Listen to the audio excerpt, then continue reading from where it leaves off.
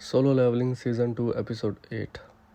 तो एपिसोड 8 के स्टार्ट में दिखाया जाता है कि जिन्हों बहुत सारे नाइट्स को ख़त्म करने के बाद नाइट लॉर्ड से अब लड़ रहा होता है, और वो जैसे ही नाइट लॉर्ड को हराता है वो उसको मारने वाला होता है कि वो कहता है नहीं नहीं नहीं प्लीज़ मुझे छोड़ दो। तो वो कहते हैं ये तो लड़की की आवाज़ है, तुम एक लड़की हो? तो कहती है हाँ मैं एक लड़की हूँ। और वो कहता है कि तुमने मुझे पहले क्यों नहीं कहा जब मैं तुम्हारे बाकी नाइट्स को मार रहा था? तो वो कहती है वो वैसे भी मेरी हिफाजत के लिए थे, तो अगर तुम मुझे छोड़ दोगे तो वो खुशी होंगे। तो कहता है वो मर गए और तुम कह रही हो खुश होंगे वो? तो वो कहता है तो वो कहती है मैं तुम्हारे हर तरह से काम आऊँगी, तुम बस मुझे छोड़ दो। तो वो कहता है कि मैं एंट्री पास ढूंढ रहा था कि क्या तुम मेरी इसमें मदद कर सकती हो? तो कहती है हाँ एंट्री पास तो हमारी फैमिली के पास ही है, तो मैं इसमें तुम्हारी हर तरह से मदद कर सकती हूँ। तो वो उसके बाद उसको छोड़ देता है। उसको कहता है चलो मुझे रास्ता दिखाओ जहाँ पर तुम्हारी फैमिली रहती है ताकि मैं उनसे एंट्री पास ले सकूँ। उसके बाद सीन शिफ्ट होता है और हमें सिटी दिखाई जाती है जहाँ पर बहुत सारी एंड्स ने हमला किया होता है और तमाम सिटी को वो तबाह कर रही होती हैं, साथ साथ वो बहुत सारे लोगों को भी मार रही होती हैं। उसके बाद हंटर ऑर्गेनाइजेशन को दिखाया जाता है जो कि प्लान प्लान डिस्कस कर रही होती है और कहती है कि इतनी सारी एंड्स ने हम पर हमला किया है, तो हमें अपनी साथ वाली कंट्री जापान से मदद लेनी चाहिए, तभी हम इनको हरा सकेंगे। उसके बाद फिर से सीन शिफ्ट होता है और दिखाया जाता है कि हमारा हीरो जिनवू उसके घर पहुंच जाता है एंट्री पास लेने के लिए। और जैसे उसका वालिद उसको देखता है वो कहता है क्या तुम इसको यहाँ पर क्यों ले आई हो? तुमने देखा है ये डेमन है, इसकी पावर देखो, ये हम सबको ख़त्म कर देगा। तो उसकी बेटी कहती है नहीं ऐसी कोई बात नहीं है, हमारी डील हुई है, तो ये हमें ख़त्म नहीं करेगा, बस हमने इसको पास देना और यहाँ से चला जाएगा। तो उसका जो फादर होता है वो उसको पास दे देता है और कहता है चलो यहाँ से निकल जाओ। तो उसके बाद जिनको कहता है नहीं मुझे तुम्हारी बेटी को भी साथ लेकर जाना है। तो कहता है ऐसी तो हमारी कोई डील नहीं थी। तो कहता है मैं इसको कोई नुकसान नहीं पहुंचाऊंगा, बस मुझे यहाँ पर चीज़ों के बारे में पता नहीं है, रास्ते वगैरह मुझे नहीं पता है, बट ये यहाँ पर सब कुछ जानती है तो ये मेरी बहुत मदद कर सकती है, तो इसे मेरे साथ जाने दो। तो उसका वालिद कहता है अच्छा अगर तुम इसकी सिक्योरिटी की मुझे गारंटी देते हो तब मैं तुम्हें इसको लेके जाने दे सकता हूँ। तो वो कहता है हाँ मैं इसकी हर तरह से हिफाजत करूँगा और मैं इसको बिल्कुल सेव तुम्हारे पास वापस ले आऊँगा।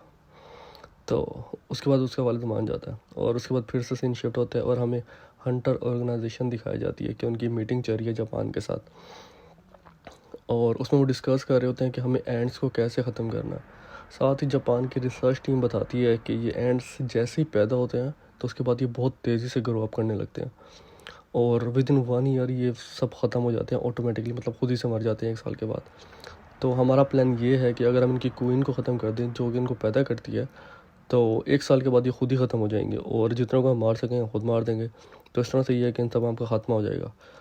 तो वो कहते हैं प्लान तो बहुत अच्छा है और साथ ही हमारे 10 एस क्लास के एस एस रैंक के 10 हंटर्स भी साथ शामिल होंगे इनको ख़त्म करने में।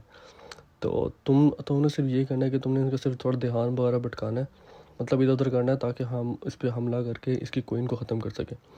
तो सब इस प्लान पर एग्री हो जाते हैं और उसके बाद दोबारा से सीन शिफ्ट होता है और जिनवू 100th फ्लोर पर पहुंच जाता है और वहाँ पर दिखाया जाता है डेमन मोनार्च को। तो मोनार्च बहुत पावरफुल दिखाया जाता है, मतलब उसके पास एक बहुत बड़ा ड्रैगन होता है और वो उस पर खुद सवार होता है और ख़ुद भी उस पर बड़े बड़े सींग होते हैं। तो जैसे उसको देखता है जिन वो कहते हैं ये इतना पावरफुल है, इसका ऑरा कितना पावरफुल है और ये तो डिफरेंट डेमन्स को भी समन कर सकता है। तो इतनी देर में वो अपने डेमन्स को समन करता है, डेमन मोनार्च अपनी आर्मी को समन करता है और वहाँ पे बहुत सारे डेमन्स आ जाते हैं जो कि उनके ऊपर हमला करने ही लगते हैं। तो इतनी देर में जिन वो अपने डेमन्स को समन करता है और वहाँ पूरी आर्मी की लड़ाई स्टार्ट हो जाती है। देखते ही देखते हमारे जिन वो के जितने डेमन्स होते हैं वो उसकी आर्मी को ख़त्म कर देते हैं। तो उसके बाद वो थंडर बोल्ट का इस्तेमाल करता है और जिन वो की बहुत सारी आर्मी को ख़त्म कर देता है डेमन मोनार्च। तो जिन कहता है इससे पहले कि मेरा माना वो है जिसे जिन वो डेमन्स को समन करता है, उससे पहले मैं डेमन मोनार्च को हरा देता हूँ अपने डेमन्स की मदद से। तो सबको कहता है कि मोनार्च के ऊपर हमला करो ताकि हम उसको ख़त्म कर सकें। तो सब मिलकर हमला ही करते हैं कि वो तमाम को ख़त्म भी कर देता है और साथ में जिनवो को भी बहुत ज़्यादा इंजरीज होती हैं। सो अब खाली जिनवो रह जाता है जो कि उससे लड़ रहा होता है।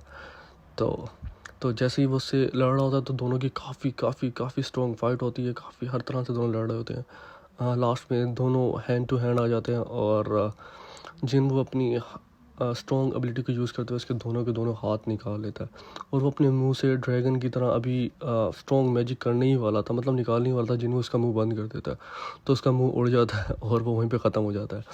उसके बाद फिर जिन्हों कहता है कि आज से यहाँ पर रेडियस फैमिली का राज होगा। उसके बाद वो लड़की कहती है नहीं रेडियस नहीं, हम रेडियो हैं और वहीं पर वो एपिसोड ख़त्म हो जाती है। सब्सक्राइब कर लें नेक्स्ट एपिसोड के लिए, मिलेंगे नेक्स्ट एपिसोड में, बाय बाय।